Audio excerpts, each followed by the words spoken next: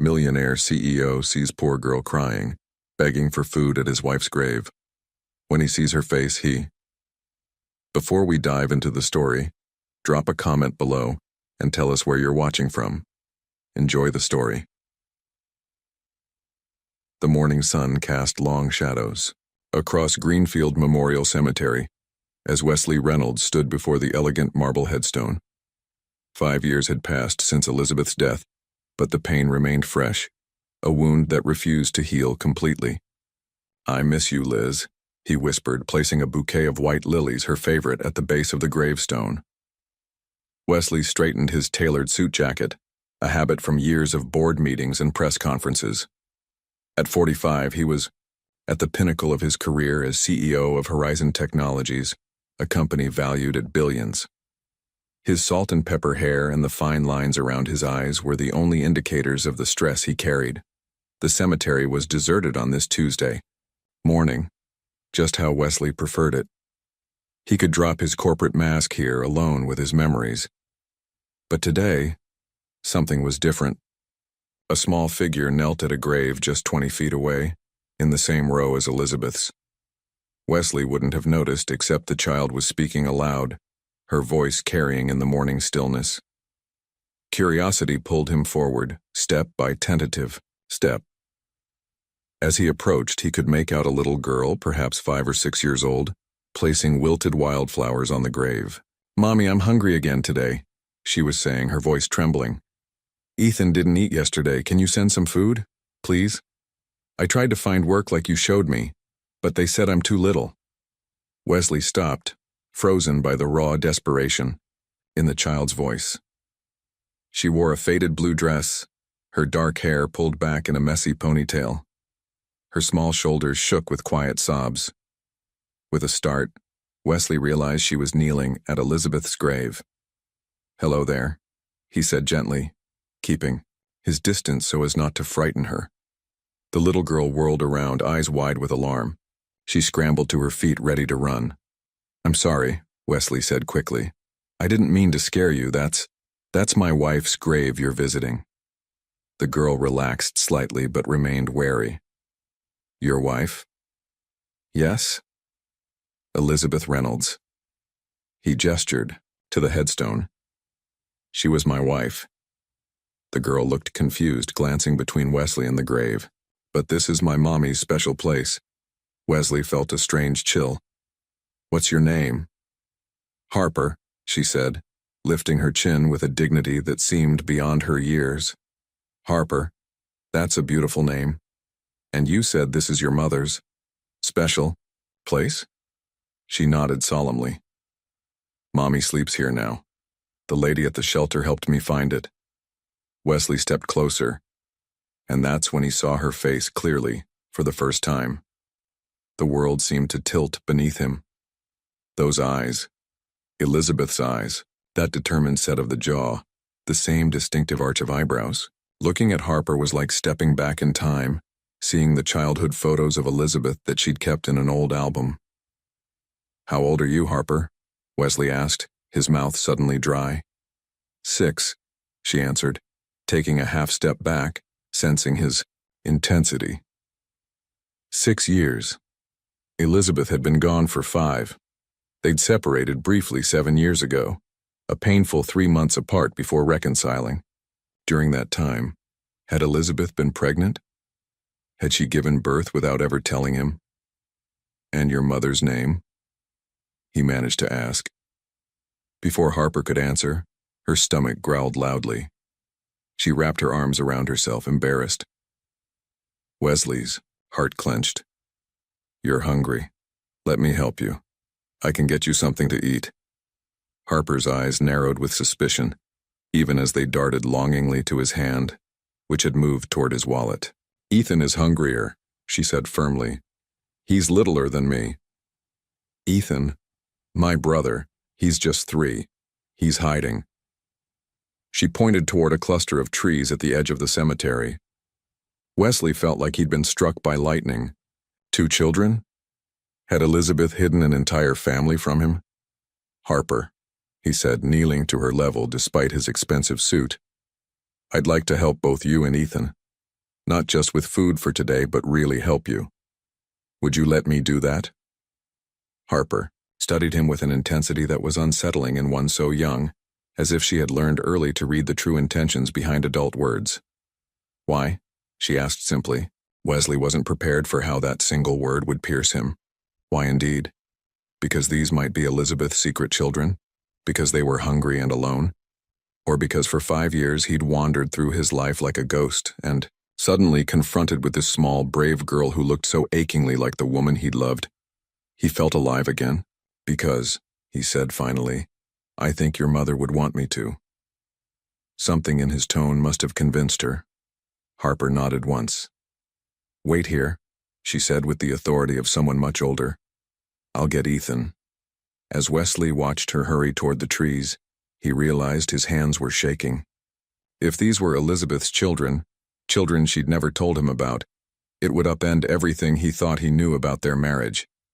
Yet seeing Harper's face, so eerily similar to Elizabeth's childhood photos, he couldn't deny the possibility.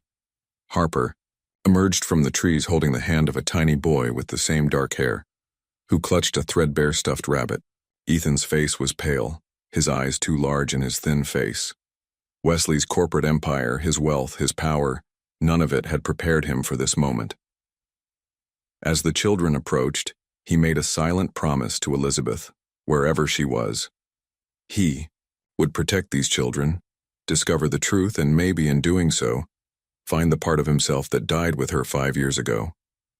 Wesley stared at the ceiling of his bedroom, sleep evading him despite the luxurious comfort of his California king bed. The digital clock on his nightstand glowed 2:47 a.m., its red numbers accusing him of yet another sleepless night. But tonight was different. Tonight, the faces of 2 children haunted him. After finding Harper and Ethan at the cemetery, he'd taken them to a nearby diner. The way they devoured their food, Ethan's small hands trembling as he gripped his spoon, Harper carefully wrapping half her sandwich in a napkin for later, had broken something inside him. He'd arranged for them to stay temporarily at the Westside Children's Center, a reputable shelter he donated to annually. The director had assured him they'd be safe while he sorted things out. But what exactly was he sorting out? Wesley rose from bed and walked to the window of his penthouse, gazing at the city lights below. The mansion in the suburbs, the one he'd shared with Elizabeth, remained empty. He couldn't bear to live there after her death, though he couldn't bring himself to sell it either. Were they yours, Liz? He whispered to the darkness. His mind drifted back to their separation 7 years ago. It had lasted only 3 months, a painful time after he'd prioritized closing a major acquisition over their planned anniversary trip. Elizabeth had moved out, saying she needed space to reevaluate what she wanted from life. When they reconciled, she seemed changed. More distant in some ways, yet also more determined to make their marriage work. Had she been hiding a pregnancy? It seemed impossible. Elizabeth wasn't the type to keep such secrets. Yet Harper's resemblance to her was undeniable. Wesley moved to his home office and unlocked the bottom drawer of his desk. Inside was a worn photo album he rarely looked at anymore. He flipped through until he found what he was searching for. Elizabeth at age 6, standing beside a lake, her dark hair and pigtails, gap-toothed smile beaming at the camera. The resemblance to Harper was uncanny. Wesley closed the album, a decision crystallizing in his mind. Tomorrow he would return to the Children's Center. He would get to the bottom of this mystery, because whether these children were Elizabeth's or not, they needed help. And Wesley Reynolds, who had everything money could buy, but nothing that truly mattered, suddenly found himself caring more deeply than he had in 5 long years. As dawn broke over the city skyline, Wesley finally drifted to sleep, his dreams filled with Elizabeth's laugh and a little girl with her eyes. By 8 a.m., Wesley was already showered and dressed in casual clothes, jeans and a simple button-down that would draw less attention than his usual bespoke suits. His driver, Thomas, seemed surprised by both the early hour and the destination. The Westside Children's Center, sir? Yes, Thomas. And we might make several stops today. I'll need you to stay available. Wesley had barely slept, but adrenaline kept him sharp. As they pulled up to the children's center, a modest building with a colorful playground, his confidence wavered. What was he doing here? What would he say? Inside, the director, Ms. Pearson, greeted him with a concerned expression. "Mr. Reynolds, I was about to call you. The children. They're gone." Gone? Wesley felt his heart drop. What do you mean? They left during the night. Harper apparently climbed out a window and helped her brother out. They've done this before, according to their file. They rarely stay at any facility for long. Wesley ran a hand through his hair. They have a file? So they're in the system? Yes, but it's incomplete. Their mother died 3 months ago, Catherine Brooks. Father unknown, no other relatives listed. Catherine Brooks? Not Elizabeth. Wesley felt momentary relief, followed by confusion. If their mother wasn't Elizabeth, why did Harper look so much like her, and why were they at her grave? Do you have any idea where they might go? Ms. Pearson hesitated. Harper mentioned something about their spot near Oakwood Park. Many homeless families camp there. Wesley thanked her and returned to his car, directing Thomas to Oakwood Park, a part of the city Wesley had rarely visited, despite living here for 20 years. The park was on the edge of a neighborhood that had seen better days. Boarded up, storefronts, run-down apartment buildings, and people whose hardened expressions spoke of daily struggles.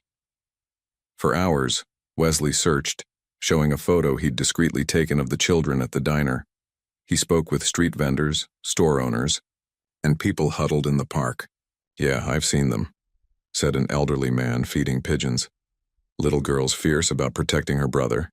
They sometimes get food from the back of Marino's restaurant when they throw out the day-old bread." Wesley followed each lead, growing, increasingly disturbed by the world he was discovering, a world of poverty and survival that existed just miles from his luxury penthouse. How had he never noticed? By late afternoon, exhausted and discouraged, Wesley sat on a park bench, watching children play while parents chatted nearby. Families with homes, with safety, with certainty, everything Harper and Ethan lacked. As the sun began to set, he made one last stop at a corner store near the park. "Those kids?" The owner nodded at the photo. "The girl came in this morning asking if she could sweep up for some milk for her brother. They might be staying in that abandoned building across the street. Second floor has some squatters." Wesley looked where she pointed, his resolve hardening. If Harper and Ethan were there, he would find them, and this time, he wouldn't let them disappear again. The abandoned building loomed like a specter in the fading light. Wesley hesitated at the entrance, its broken windows and graffiti-covered walls a stark contrast to the sanitized environments he typically occupied. Taking a deep breath, he stepped inside. The stairwell reeked of urine and rotting garbage. Wesley pulled his jacket tighter, stepping carefully over debris. "Second floor," the shopkeeper had said. At the landing, he paused, hearing hushed voices from behind a partially open door. "Just a little bit, Ethan. That's all we have until tomorrow." It was Harper's voice. Wesley approached slowly, knocking gently on the doorframe. "Harper? Ethan?" "It's Wesley from the cemetery." Silence fell, then shuffling sounds. The door creaked open just enough for Harper's eye to peer through. "What do you want?" Her voice was guarded, but Wesley could hear the exhaustion beneath it. "I want to help. You left the shelter. They would separate us, send Ethan to a different home. That's what always happens." Wesley's heart ached at the matter-of-fact way she described their greatest fear. "May I come in, just to talk?" After a long pause, Harper opened the door. The room held only a pile of flattened cardboard boxes that served as their bed, a backpack, and some food wrappers. In the corner, Ethan sat huddled under a thin blanket, his face flushed. "He's sick," Wesley said, alarmed by the boy's appearance. Harper moved protectively to her brother's side. "He'll be okay. He just needs rest." Wesley knelt beside them, feeling Ethan's forehead. It was burning hot. "He needs a doctor, Harper." "We don't have money for doctors." "I do." Wesley looked directly into Harper's eyes, so familiar, yet he now knew they couldn't be Elizabeth's. Please let me help him. You can stay with him the whole time. Harper studied Wesley's face, weighing his words against experiences that had taught her not to trust easily. Why are you doing this? It was the same question from the cemetery, but now Wesley had a clearer answer. Because it's the right thing to do. And because... He hesitated. Because you remind me of someone who was very important to me. Something in his sincerity must have reached her because Harper nodded slowly. Okay, but just for Ethan. Wesley called his personal physician immediately, then carried Ethan to the car while Harper gathered their meager belongings. Where are we going? Harper asked as Thomas drove smoothly through the city streets. To my home. The doctor will meet us there. As streetlights illuminated the inside of the luxury vehicle, Wesley observed the children. Ethan had fallen into a fitful sleep, his head on Harper's lap. Harper sat rigidly, one hand protectively on her brother, the other clutching their backpack. When they pulled up to Wesley's building, Harper's eyes widened at the gleaming high-rise. You live here? She whispered. For now, Wesley said, realizing how foreign his world must seem to them. The doorman's surprise was evident, though he quickly masked it as Wesley carried Ethan inside, Harper following closely like a vigilant shadow. In the elevator, Harper watched the numbers climb with fascination that momentarily overcame her wariness. As the doors opened directly into Wesley's penthouse, he suddenly saw his pristine, soulless home through new eyes, beautiful but sterile, unlived in despite his 5 years there. And for the first time he found himself hoping that these two children might stay long enough to change that. Dr. Morris arrived within 20 minutes, medical bag in hand. He raised an eyebrow at the scene in Wesley's penthouse, the powerful CEO hovering anxiously while a small girl watched his every move with suspicious eyes, but maintained his professional demeanor. This is Ethan, Wesley explained. He has a fever and I'm concerned about his breathing. The doctor knelt beside the couch where Wesley had placed the boy. Hello there, young man. I'm Dr. Morris. May I take a look at you? Ethan, now half awake, looked to Harper for guidance. It's okay, she told him, though her body remained tense. The doctor wants to help you feel better. Dr. Morris examined Ethan thoroughly while Harper refused to move from his side. Wesley paced behind them, feeling strangely helpless despite being one of the most powerful men in the city. Pneumonia, Dr. Morris concluded, packing his stethoscope away. Early stages, fortunately. He'll need antibiotics, rest, and proper nutrition. He wrote out prescriptions, giving Wesley a significant look, and he needs a stable environment. No more sleeping in, wherever they've been staying. After the doctor left, Wesley's housekeeper, Martha, appeared from the kitchen where she'd been discreetly observing. The guest room is ready, Mr. Reynolds. I've put fresh towels in the bathroom and found some of my grandson's old pajamas that might fit the little one. Thank you, Martha, Wesley said gratefully. Harper eyed the housekeeper warily. We can stay together, right? Of course, Martha answered before Wesley could. There are 2 beds in the blue room, perfect for siblings. While Martha gently coaxed Ethan into a warm bath, Wesley received a call from Robert, his personal assistant. Sir, the board is asking about tomorrow's quarterly review. They're expecting you to lead the presentation. Wesley had completely forgotten. I'll need to reschedule. Pause. Sir, the investors are flying in specifically for this. Postponing would send a concerning message about our Q3 performance. Handle it, Robert. Family emergency. Family. Robert's confusion was evident. Sir, is everything all right? I'll explain. Later, Wesley said, ending the call as Harper emerged from the hallway. Your house is really big, she said, her eyes taking in the floor-to-ceiling windows, the expensive art, the gleaming surfaces. Too big for just one person, Wesley admitted. Harper studied him. Why do you live alone? The direct question caught Wesley off guard. My wife died 5 years ago. Like my mom, Harper said quietly. Wesley saw an opening. Harper, why were you at my wife's grave yesterday? She looked down, suddenly interested in her shoelaces. It felt nice there. peaceful, and the name on the stone. It looked like my mom's necklace. Your mom's necklace? Harper reached under her shirt and pulled out a tarnished silver locket. It has writing inside. Mom said it was from someone special. Wesley's breath caught. Elizabeth Reynolds. May I see that? Harper hesitantly handed it over. Wesley opened the delicate clasp with trembling fingers. Inside was the inscription he'd had engraved himself 15 years ago. To E, forever yours. W.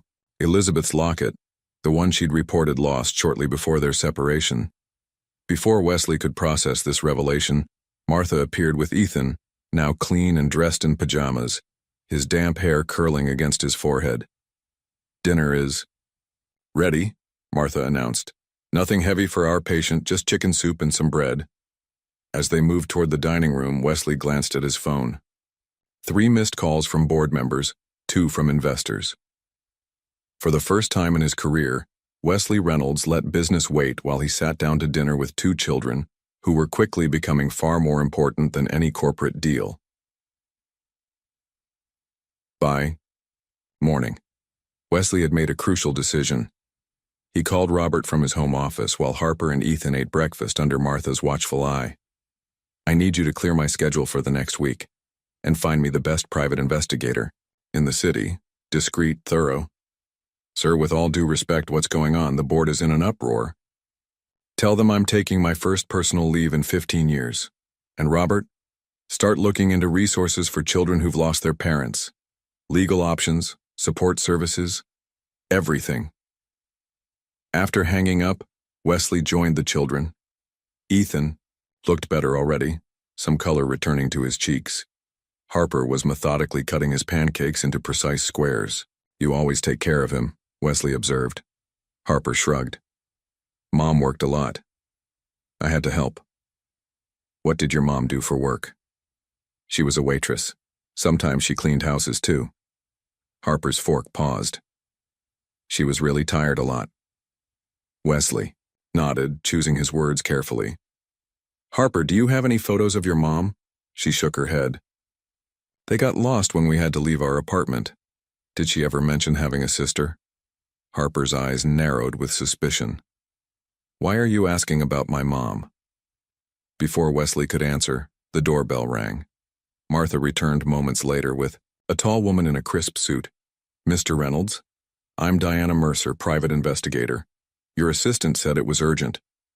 Wesley excused himself, leading Diana to his office. He closed the door and handed her the locket.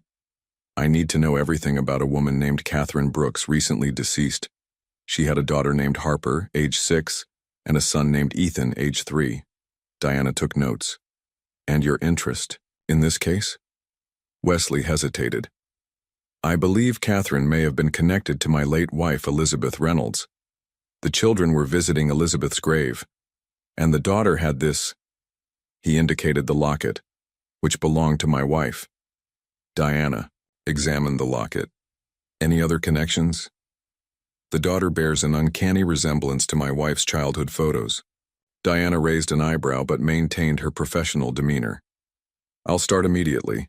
How much access do I have to your wife's personal information? Complete access. There's a storage unit downtown with all her belongings. I couldn't. He paused. Things I couldn't bring myself to sort through after she died. After Diana left, Wesley found Harper standing in the hallway, her expression unreadable. Who was that lady? Are you sending us away? Wesley knelt to her level. No, Harper. I promise I'm not sending you anywhere. Then why was she asking about us? I heard you. Wesley sighed. I'm trying to understand something important about your mom and about my wife. Why? How could he explain his suspicions to a 6-year-old that her mother might have been Elizabeth's secret sister? That somehow his wife had concealed an entire family from him? Because I think they might have known each other, he said simply. Harper's face remained skeptical, but Ethan's call from the living room distracted her. Wesley watched her hurry to her brother, marveling at her protective instincts. Later, while the children napped, Wesley unlocked a safe hidden behind a painting in his office. Inside was a velvet box containing Elizabeth's jewelry, items too painful to look at but too precious to discard. Among them was a photo he'd forgotten, Elizabeth on their honeymoon wearing the locket, the same locket now somehow passed to Catherine's daughter. The mystery deepened and Wesley felt both dread and anticipation at what Diana might uncover. "Mr. Reynolds, we can't proceed with the Shanghai merger without your direct approval." Wesley pinched the bridge of his nose as Lawrence Chen, his VP of Global Operations, continued detailing potential disasters if the deal wasn't finalized immediately. "Send the paperwork to my home office. I'll review it tonight." "Sir, the Chinese partner specifically requested a video conference. Your absence is raising questions about our commitment." Before Wesley could respond, a crash echoed through the penthouse, followed by Ethan's wail. He ended the call abruptly and rushed to the living room. Martha was already there, helping Ethan up from where he'd fallen while attempting to climb the bookshelf. Harper stood nearby, fists clenched with worry. "He's okay," Martha assured everyone. "Just startled." Wesley knelt to check Ethan himself, relief washing over him when he found only a small bump on the boy's forehead. The child's tears subsided quickly when Wesley suggested ice cream, and soon both children were contentedly eating chocolate sundaes while Martha cleaned up the fallen books. His phone buzzed incessantly, board members, partners, lawyers, all demanding his attention. Wesley silenced it, a gesture that would have been unthinkable a week ago. That evening, after tucking the children in, Wesley received a call from Diana Mercer. "I've found something interesting, Mr. Reynolds. Catherine Brooks's birth certificate lists her as Catherine Elizabeth Brooks, born 6 minutes after her twin sister Elizabeth Catherine Brooks." Wesley sat heavily on his office chair. Twins? Elizabeth had a twin. "Yes, and there's more. I accessed your wife's personal storage. Unit as authorized. Hidden in a locked box was a birth certificate for Elizabeth listing the same parents. There were also childhood photos of 2 identical girls." "Why would she hide this from me?" Wesley murmured, more to himself than Diana. "I'm still gathering information on their relationship. Preliminary findings suggest they became estranged in their late teens. I found college records showing Elizabeth attended East Coast schools while Catherine remained local. From what I can tell, they had no contact for at least the last decade." Wesley thought of the locket, a gift he'd given Elizabeth early in their relationship. How had it ended up with Catherine? "There's another matter," Diana continued. "I found records of a restraining order filed by Elizabeth against a man named Benjamin Lewis 7 years ago, during your separation." "Benjamin Lewis? I've never heard that name." "He appears to be Ethan and Harper's father. He abandoned the family shortly after Ethan's birth, but has recently been making inquiries about the children's whereabouts." Wesley's protective instincts flared. "Is he a threat?" "Unclear. His record shows domestic disturbance calls but no convictions. He's employed as a construction foreman downtown." After ending the call, Wesley stood at the window watching the city lights blur through unshed tears. Elizabeth had hidden an entire life from him. A twin sister, a restraining order, secrets he never suspected during their years together. He walked quietly to the guest room where Harper and Ethan slept. In the dim nightlight, Harper's profile was even more strikingly like Elizabeth's childhood photos. The same photos he now knew included Catherine as well. These children were Elizabeth's niece and nephew. The realization hit him with certainty now. Not her secret children, but family nonetheless. Family she had never acknowledged to him. Wesley's phone vibrated again. Robert, likely with more corporate fires to extinguish. For the first time in his career, Wesley powered it off completely. Tomorrow's business challenges could wait. Tonight, he needed to reconcile the wife he thought he knew with the woman who had kept half her life hidden from him. 3 weeks had passed since Harper and Ethan came into Wesley's life, and a tentative routine had formed. Mornings began with breakfast together, followed by educational activities Martha arranged while Wesley worked from his home office.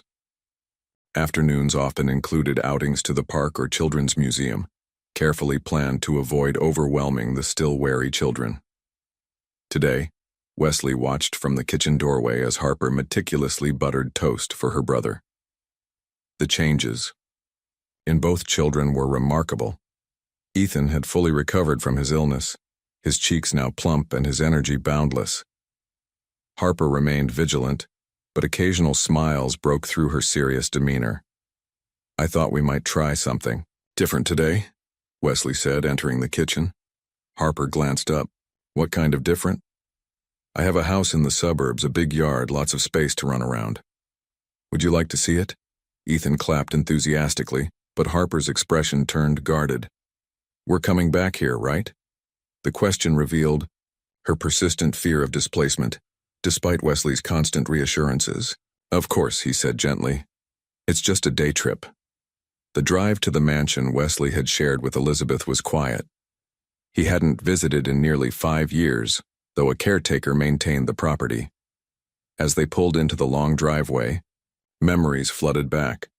Elizabeth gardening on weekend mornings, dinner parties on the terrace, quiet evenings reading by the fireplace. "This is your house too?" Ethan asked in awe as they approached the colonial-style mansion. "It was my home with Elizabeth. My wife," Wesley explained, unlocking the front door. The house smelled faintly of furniture polish and disuse. Harper explored cautiously, running her fingers along bookshelves and examining photographs. "Is this her?" she asked, stopping before a portrait of Elizabeth in the hallway. "Yes," Wesley said, his voice softening. "That's Elizabeth." Harper studied the photo intently. "She looks like the pictures of Mom that got lost." Wesley nodded. "They were twins. Identical twins.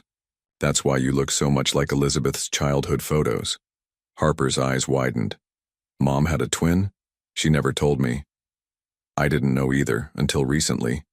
They weren't close, it seems," while Ethan raced through the garden with boundless energy. Harper remained pensive, examining every photo of Elizabeth she could find. In the kitchen, Wesley prepared lunch while Harper sat at the counter, swinging her legs thoughtfully. "Why didn't they talk to each other?" she finally asked. Wesley measured his words carefully.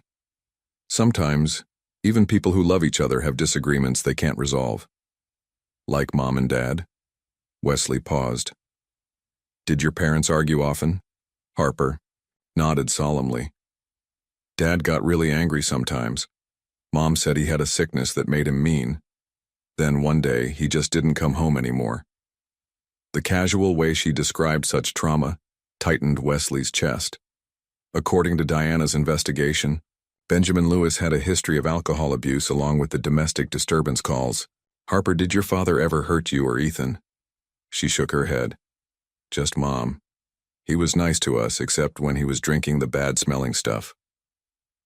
After lunch, Wesley showed them Elizabeth's art studio, untouched since her death. Sunlight streamed through skylights, illuminating canvases and art supplies. Ethan immediately grabbed brushes, eager to experiment. Harper approached an unfinished painting on an easel, a landscape of mountains at sunset. "Mom painted too," she said quietly. "Not big ones like these. Little ones she sold at the market sometimes." As the children explored the studio, Wesley noticed Harper gently touching a silver frame on the desk. Inside was a faded photograph. 2 identical little girls in matching dresses, arms around each other, laughing. Elizabeth and Catherine. Together, happy before whatever drove them apart. In that moment, watching Harper study the twins' photo, Wesley felt a strange sense of purpose crystallizing within him. These children were the only remaining connection to both sisters, to the woman he'd loved and the woman he'd never known existed. They belonged here, in this house, filled with memories and untold stories. Somehow, he would make it their home. "Have a surprise for you two," Wesley announced over breakfast 1 month after the children had first come into his life. He had moved them to the suburban mansion, which felt more appropriate for children than his sterile penthouse. The house, that had stood empty for 5 years, was slowly coming back to life. "What kind of surprise?" Harper asked, her customary caution now tinged with curiosity. She was wearing a new purple dress that Martha had helped her pick out, her hair neatly braided. "Is it a puppy?" Ethan bounced in his seat, spilling milk on the table. Unlike his sister, he had embraced their new circumstances with unbridled enthusiasm. Wesley laughed, handing Ethan a napkin. "Not a puppy. At least not today. I thought we might take a little trip." "Where to?" Harper pressed, always needing details and reassurance. "I have a cabin by a lake, about 2 hours from here. It's peaceful, surrounded by trees. There's a beach where you can swim, trails to explore, even a small rowboat." Ethan clapped his hands. "Can we go fishing? I saw people fishing on TV." "Absolutely," Wesley confirmed. "I used to fish there all the time." Harper tilted her head. "Did you go there with Elizabeth?" Wesley nodded, touched by her perception. "Yes, it was one of our favorite places. We would spend weekends there, sometimes longer in the summer." "Did she like swimming?" Harper asked, her interest in Elizabeth growing daily. "She loved it. She would swim every morning at sunrise, saying it was when the lake was most magical." Harper considered this information carefully, as she did all details about her aunt. Mom was afraid of water. She never learned to swim. These small revelations about Catherine had become precious to Wesley, helping him piece together the woman who had been Elizabeth's estranged twin. "We'll leave after lunch," Wesley said. "Martha has already packed your clothes." The drive to the lake house was filled with Ethan's continuous stream of questions and observations. Harper, as usual, was quieter, watching the scenery change from suburbs to rural countryside with thoughtful eyes. Wesley found himself pointing out landmarks, sharing stories about places he and Elizabeth had visited. He realized it was the first time he'd spoken about her so freely since her death, without the crushing weight of grief closing his throat. The cabin came into view as they rounded a bend, a substantial structure of wood and stone with a wide deck overlooking the lake.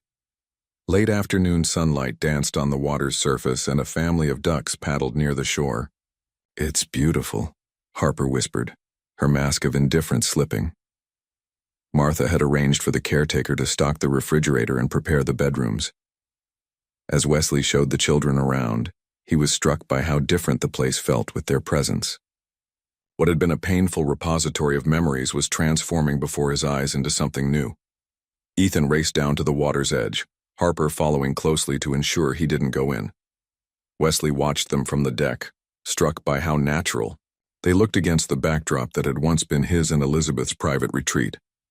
After dinner, they sat on the deck as twilight descended. Ethan, exhausted from exploration, dozed against Wesley's side while Harper gazed at the emerging stars.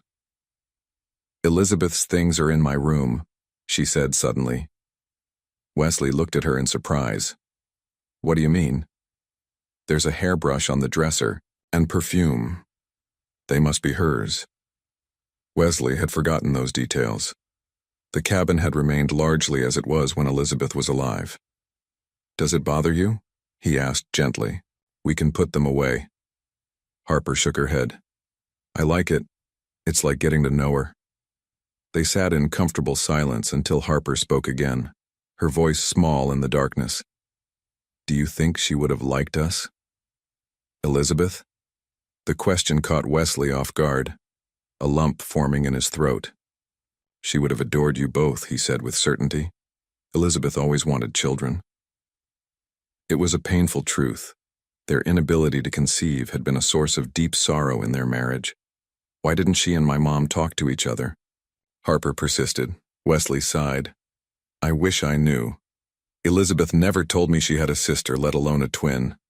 I only learned about Catherine after meeting you." "That's sad," Harper concluded simply. "Sisters should stay together, like me and Ethan." Her words held wisdom beyond her years, and Wesley felt a renewed determination to understand what had driven the twins apart. As darkness enveloped the lake, fireflies began to blink among the trees. Ethan stirred and pointed sleepily. "Stars came down," he murmured in wonder. Harper smiled, a genuine, unguarded smile that transformed her face. "Those are fireflies, silly, like tiny flashlights with wings." Wesley carried Ethan to bed while Harper followed, her steps lighter than he'd ever seen them. Later, checking on them both, he found Harper asleep with her hand stretched toward her brother's bed, maintaining connection even in slumber. In that moment, Wesley knew with bone-deep certainty that he would do whatever necessary to keep these children together, to give them the security and love they deserved. It wasn't just about honoring Elizabeth's memory anymore, or solving the mystery of her estrangement from Catherine. It was about Harper and Ethan themselves, who had claimed a place in his heart that he never knew existed. The lake shimmered under the morning sun as Wesley prepared fishing gear on the dock. He had risen early, mind too full of thoughts to sleep. The weekend at the cabin had stretched into 5 days, none of them willing to return to the city just yet. "Is it hard to fish?" Harper asked, appearing beside him with silent footsteps that still sometimes startled him. She wore the life jacket he'd insisted upon for both children when near the water. "Not hard, but it takes patience," Wesley answered, showing her how to bait a hook. "I'm good at waiting," she said with the seriousness that often made her seem older than 6. "I've noticed that," Wesley smiled. "Ethan, not so much." As if summoned by his name, the boy came bounding down the path from the cabin, Martha following, with a picnic basket. "Fishing time," Ethan shouted, scaring away any fish that might have been nearby. Wesley helped them into the small rowboat, demonstrating how to hold the rods and cast the lines. Ethan's attention wandered quickly, but Harper, focused with intense concentration, determined to master this new skill. "My dad took me fishing once," she said after a long silence. Before Ethan was born. Wesley kept his tone casual, though his interest piqued. Harper rarely mentioned her father. "Was that a good day?" She nodded slowly. "He wasn't drinking then. He showed me how to be very quiet so we wouldn't scare the fish." "Did you catch anything?" "A little silver fish. Dad said it was too small to keep, so we let it go." A hint of a smile touched her lips at the memory. Ethan tugged excitedly on his line, though it was just a clump of weeds. Wesley patiently helped him recast, reflecting on how these simple moments, fishing with children on a sunlit lake, now seemed more significant than the multi-million-dollar deals he'd once prioritized. They returned to shore with one modest base, caught by Harper, who beamed with quiet pride. Wesley showed them how to clean the fish, then together they cooked it over a campfire for lunch. "This tastes different than fish sticks," Ethan observed, carefully picking out tiny bones. "Because it's real fish, not processed," Harper explained, with the authority of newfound knowledge. After lunch, Wesley suggested exploring one of the gentler hiking trails that wound through the woods surrounding the cabin. Ethan raced ahead, stopping to examine interesting rocks and bugs, while Harper walked beside Wesley, occasionally slipping her small hand into his when the path grew steeper. The gesture, so casual yet profound in its trust, squeezed Wesley's heart each time. They reached a clearing with a breathtaking view of the lake and surrounding mountains. Wesley spread a blanket, and they sat watching eagles soar above the water. "Elizabeth loved this spot," Wesley said. Memories, washing over him without the usual pain.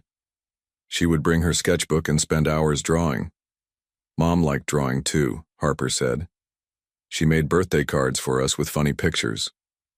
The twins had similar talents, it seems, Wesley observed. Harper pulled her knees to her chest, contemplative. If they were twins, why didn't they look the same when they grew up? Wesley looked at her in surprise. "What do you mean?"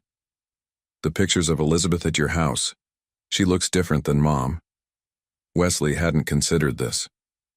"Different how?"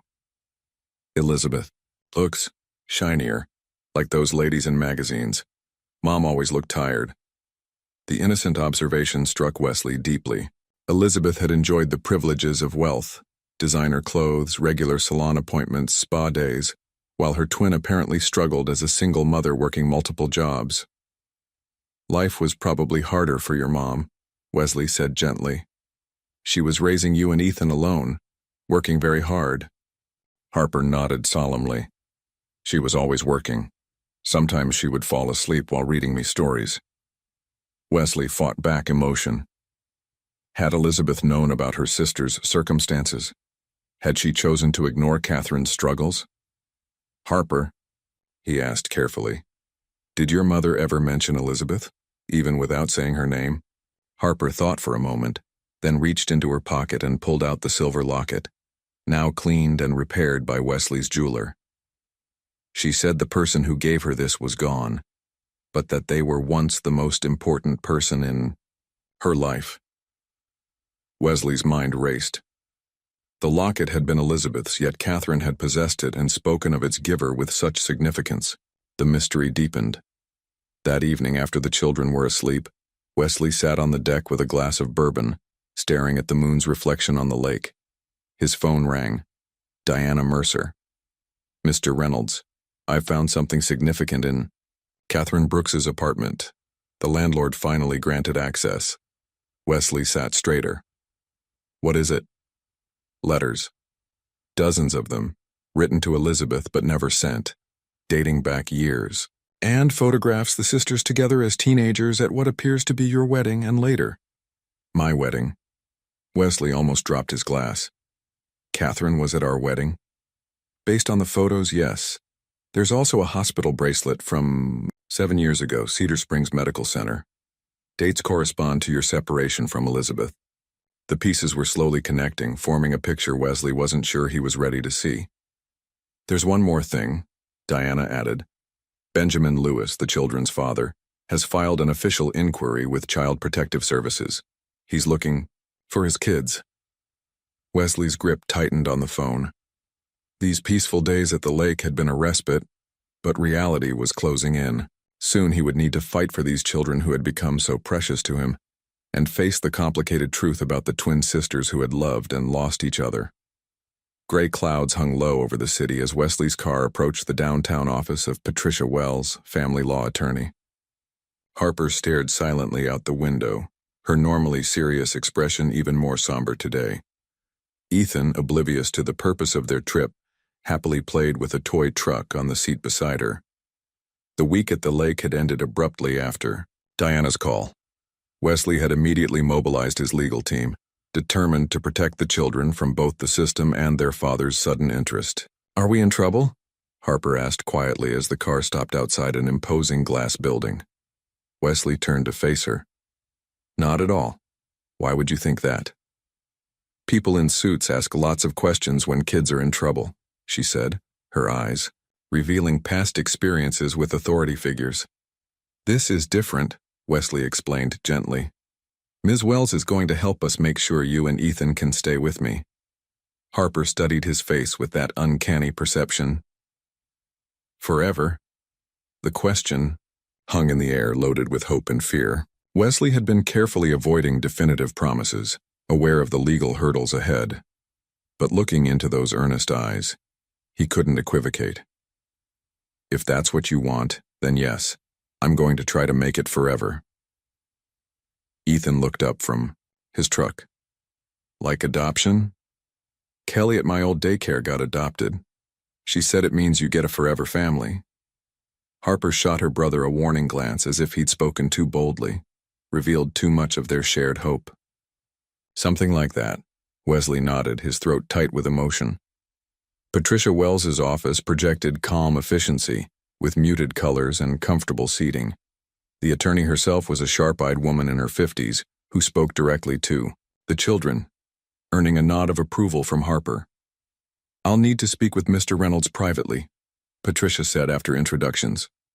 Samantha will show you to our playroom. It has books, games, even a small climbing wall. After the children left with the assistant, Patricia's demeanor shifted to crisp professionalism. You're navigating complicated waters, Mr. Reynolds. You have no biological relation to these children. Their father has resurfaced seeking custody, and you've been housing them without proper legal authorization. Wesley leaned forward. I've provided them stability, security, and love, everything they lacked. Their father abandoned them. Their mother died without resources. They were literally homeless when I found them. Patricia nodded. All valid points. But family court prioritizes biological connections unless there's significant evidence of unfitness. The father has a history of domestic violence and alcohol abuse, Wesley countered. Alleged incidents without convictions, Patricia said evenly. And according to the children's statements, he never abused them directly. Wesley ran a hand through his hair in frustration. What are our options? We petition for temporary guardianship while investigating the father's circumstances. We emphasize the stability you provide, the children's attachment to you, and your connection through your late wife. And if the father contests? Patricia's expression was grave. Then we're looking at a custody battle, one that frankly would be difficult for you to win under conventional circumstances. Wesley's jaw tightened. I'm not giving up on them. I wouldn't expect you to, Patricia replied. But we need to be strategic. How much do you know about Benjamin Lewis? Only what my investigator has uncovered. Construction worker, alcoholic, abandoned the family 3 years ago. Patricia made notes. We'll need more. Has he attempted contact since re-emerging? Not directly. He's working through the system. That suggests he's cleaning up his act. Legal channels rather than confrontation. She tapped her pen thoughtfully. What about your connection to the children through your wife? That could be significant. Wesley hesitated, then shared what Diana had discovered. The estranged twin sisters, the locket, Catherine's presence at his wedding. Patricia listened intently. This connection to your wife strengthens your position, but we need to understand why the sisters were estranged. Those letters Diana found could be crucial. After the meeting, Wesley found Harper and Ethan in the playroom, both engaged in building an elaborate block structure. Look, it's a castle, Ethan exclaimed. You can. Live here with us. Wesley smiled, kneeling to examine their creation. It's magnificent. Are those towers? Harper nodded, adding another block carefully. Castles need strong walls to keep everyone safe inside. The simple statement carried obvious meaning. Wesley placed a gentle hand on her shoulder. I'm doing everything I can to keep us all safe together, Harper. Her eyes met his, searching for truth. Ms. Wells will help? She's very good at her job, Wesley assured her. Now, shall we get lunch before we head home? As they walked to the elevator, Wesley's phone rang. Diana again. Mr. Reynolds, Benjamin Lewis just arrived at your suburban house. Your housekeeper called me when he started demanding to see the children. Wesley's blood ran cold. Are the police involved? Not yet. Martha convinced him to wait in the garden. She said he appears sober and is calm, just insistent. Wesley ended the call and looked down at Harper and Ethan, blissfully unaware that their father had reappeared. Change of plans, he said with forced lightness. We need to make a quick stop before lunch. As the car turned toward the mansion, Wesley steeled himself for a confrontation he'd been both dreading and anticipating. He had no legal right to keep Benjamin from his children, yet everything in him rebelled at the thought of surrendering Harper and Ethan to the man who had abandoned them. What he couldn't have anticipated was the shock of recognition that would come when he finally faced Benjamin Lewis, a face that had haunted Elizabeth's nightmares during their marriage, a face Wesley himself had seen before, in circumstances he had long forgotten. The past was about to collide with the present, with the children caught in the middle. Martha was waiting anxiously at the front door when Wesley's car pulled into the driveway. Her normally composed demeanor was visibly shaken. He's still here, she whispered as Wesley approached, the children trailing behind him. In the gazebo, I offered him tea to keep him calm. Wesley nodded appreciatively. Take Harper and Ethan to the kitchen for lunch, please. Don't mention who's here. Is something wrong? Harper asked, her perceptive eyes narrowing with suspicion. Wesley knelt to her level. Someone wants to talk with me. It's grown-up business. I need you to go with Martha while I handle it. Harper glanced toward the garden, then back at Wesley. A shadow of understanding crossed her face, but she didn't protest, taking Ethan's hand and following Martha inside. Wesley took a deep breath and strode toward the gazebo, his mind racing with legal strategies and protective instincts. As he approached, a man stood up from the bench, tall, broad-shouldered, with dark hair and a weathered face that spoke of physical labor and hard living. Benjamin Lewis? The man nodded, his posture tense but controlled. "You must be Reynolds. Your housekeeper said you have my kids." The direct statement caught Wesley off guard. "Harper and Ethan are staying with me, yes. They were homeless after Catherine died." Benjamin's jaw tightened.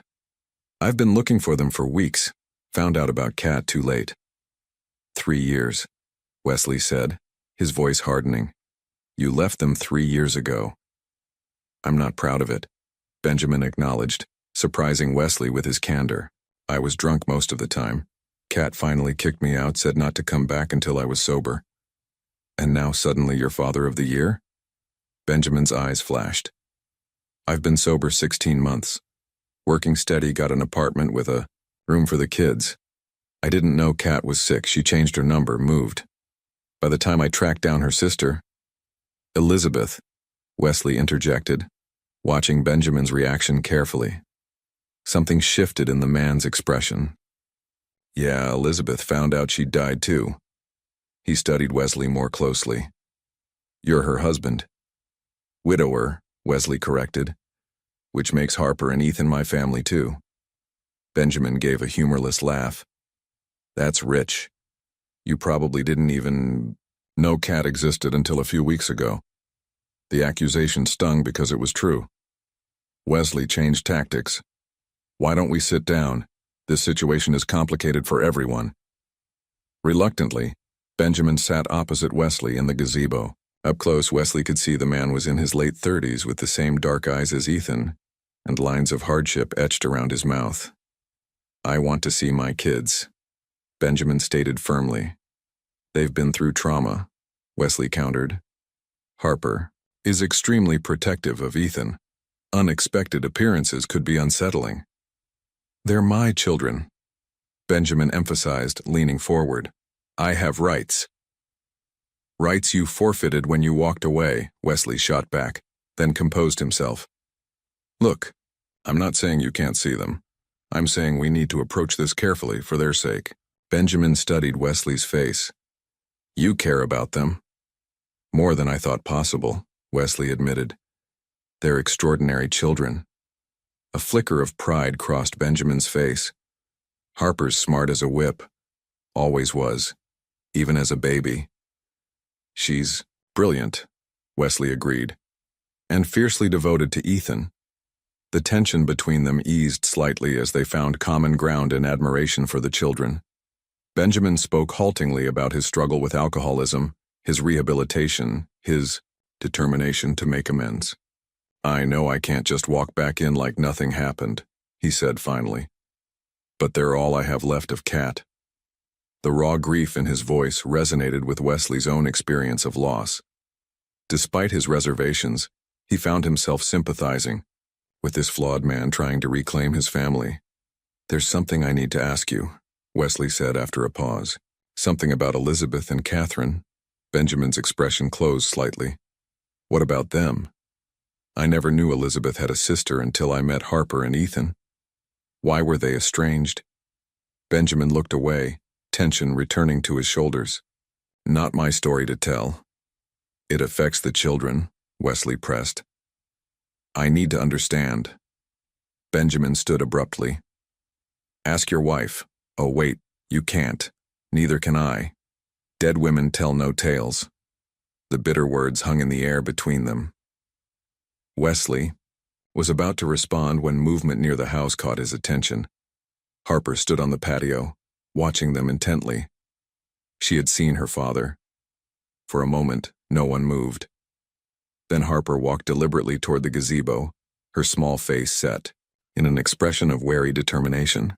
"Harper," Wesley began, but she held up her hand in a gesture so adult it momentarily silenced him. She stopped several feet from Benjamin, studying him with intense scrutiny. "You look different," she said finally. Benjamin swallowed visibly. "I got better, Harper. I stopped drinking." She tilted her head. "Are you here to take us away?" The directness of her question created a painful silence. Benjamin looked from his daughter to Wesley, conflict evident in his face. "I came to find you," he said carefully.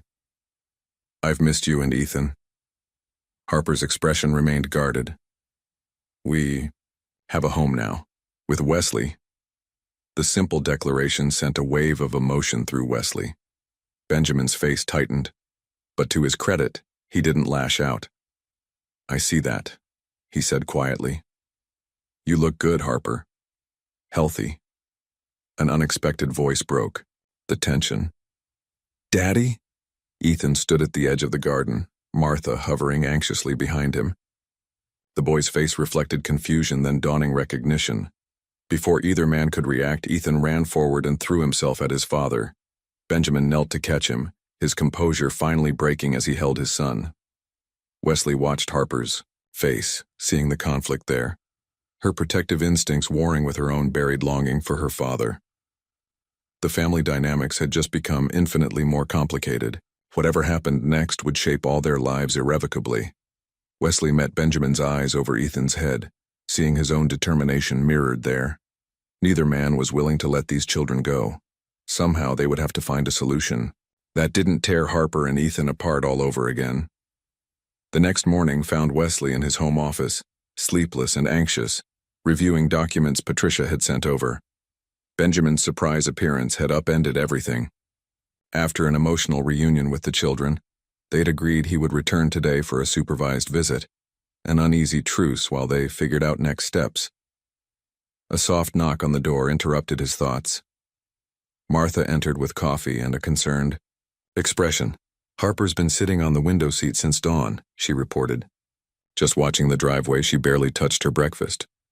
Wesley sighed, running a hand through his disheveled hair. How's Ethan? Excited. Keeps asking when his daddy is coming back. The contrasting reactions spoke volumes.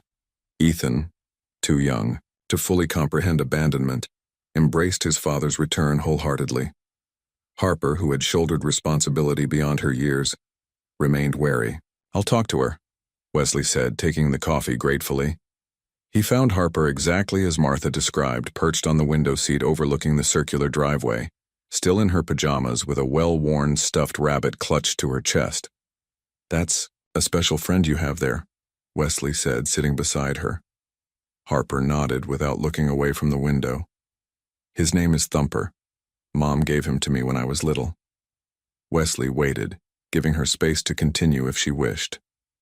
Dad doesn't really want us, she said finally, her voice small but matter-of-fact. Why do you think that? She shrugged one shoulder. He left before. He'll leave again. Wesley chose his words carefully. People sometimes make mistakes, Harper. Big ones. Your dad seems to be trying to fix his. You don't want him to take us, she observed, turning those perceptive eyes on Wesley. The directness of her statement caught him off guard. I want what's best for you and Ethan. What if we don't know what's best? Such an adult question from such a young child. Wesley gently took her hand. Then we figure it out together. All of us. Before Harper could respond, a car appeared at the gate. Benjamin had arrived.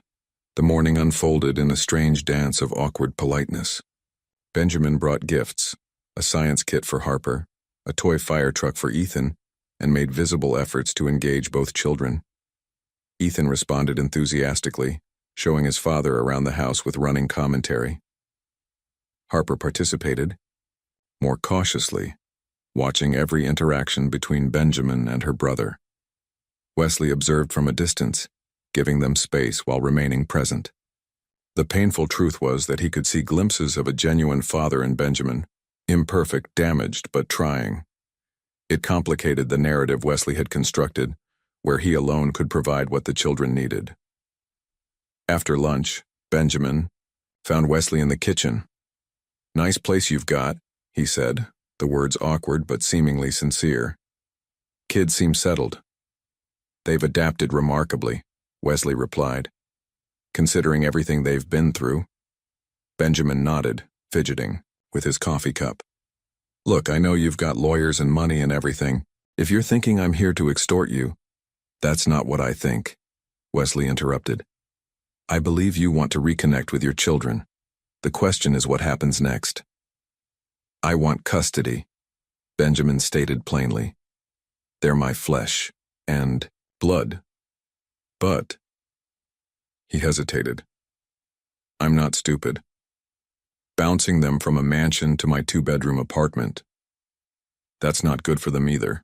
Wesley studied the man, surprised by his self-awareness. We should sit down with the attorneys, Wesley suggested. Find an arrangement that prioritizes Harper and Ethan's stability. Benjamin looked relieved at the reasonable response. Then, his expression shifted to something more hesitant. There's something else you should know, he said. About Elizabeth and Catherine. Wesley's attention sharpened. What about them? I knew both of them. Before either was married. Benjamin's voice was tight with old emotions. I worked as a landscaper for the Brooks family estate during college. The twins were home for summer break. We were all around 20. Wesley's mind raced with implications. You were involved with Catherine? Benjamin's laugh held no humor. Eventually. But Elizabeth first. We dated that whole summer. Then she went back east to school, said a poor gardener didn't fit her future plans. The revelation hit Wesley like a physical blow. Elizabeth had never mentioned this relationship. Catherine stayed local for college. Benjamin continued. We reconnected. She was. Softer than Elizabeth, kinder. But the restraining order, Wesley said. Elizabeth filed one against you. Benjamin's face darkened. 7 years ago. I was in a bad place then, drinking heavily. Catherine and I were having problems. I went to find Elizabeth, thought maybe she could help mend things with her sister. His hands clenched. She slammed. The door in my face said she had no sister. I lost it, started pounding on the door, yelling. The timeline aligned with Wesley and Elizabeth's separation. Had this confrontation triggered it?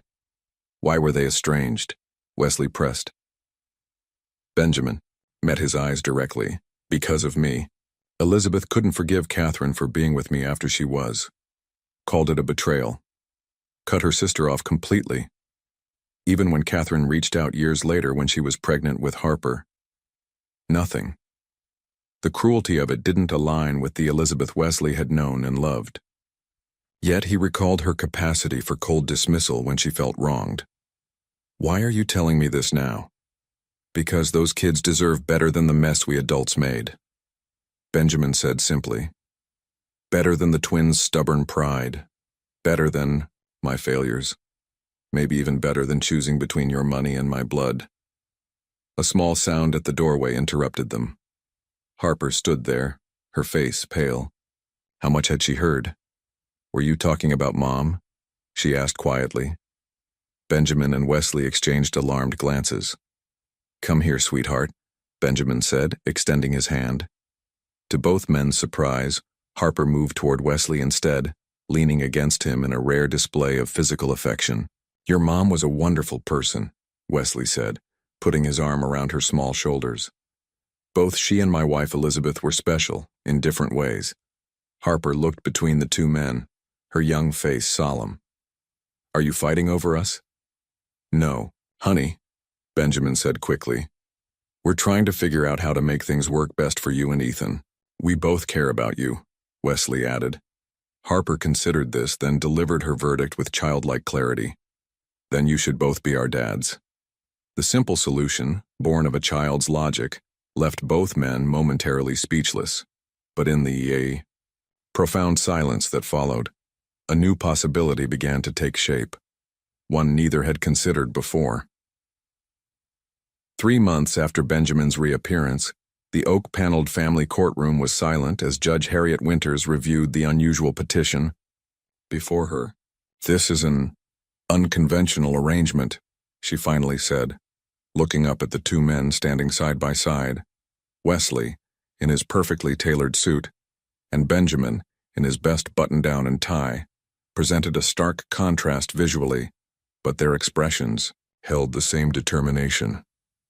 Your Honor, Patricia Wells began, while unconventional, this shared custody arrangement best serves the children's needs. Mr. Reynolds provides educational opportunities and financial stability, while Mr. Lewis offers biological connection and has demonstrated his commitment to sobriety and fatherhood. Harper and Ethan sat behind them, Harper's face solemn. Ethan swinging his legs nervously. The children would primarily reside at Mr. Reynolds' residence with regular overnight visits with their father, who lives 20 minutes away, Patricia continued. Both men have agreed to co-parenting counseling. Judge Winters studied them thoughtfully. I've reviewed the home studies, the psychological evaluations, and the children's statements. What began as potential adversaries has become something else entirely. She directed her attention to Harper. Young lady, how do you feel about this arrangement? Harper stood, her voice small but clear. I want us to be a family, all of us. The judge nodded, then signed the order. Petition granted. Outside the courthouse, Benjamin extended his hand to Wesley. Never thought we'd end up here. Wesley shook it firmly. Neither did I. But here we are. Between them, Harper and Ethan beamed. Happy birthday, Harper. The garden of Wesley's mansion, now truly a home, was decorated with purple balloons and streamers, Harper's favorite color. The newly turned 7-year-old smiled shyly at the small gathering. Wesley, Benjamin, Martha, and several school friends she'd made over the past 6 months. Ethan danced around excitedly, barely containing himself until Harper blew out her candles. Make a wish, make a wish. As Harper closed her eyes, Wesley and Benjamin exchanged glances over her head, a look of mutual respect and understanding that had grown between them. What had begun as bitter rivalry had evolved into an unlikely partnership, bound by their shared love for these children. Later, after the party wound down, Harper approached Wesley with unusual seriousness. I had a dream last night, she said. About Mom and Elizabeth. They were together, smiling. Wesley knelt to her level. That sounds like a nice dream. They looked happy, Harper continued. Elizabeth said to tell you she's sorry she kept secrets, and Mom said she forgives her sister now. Wesley's breath caught. Harper, do you think they can see us? She asked. Mom and Elizabeth? Benjamin joined them, placing a gentle hand on his daughter's shoulder. I think, Wesley said carefully, that they would be very proud of you and Ethan, and happy to see all of us together.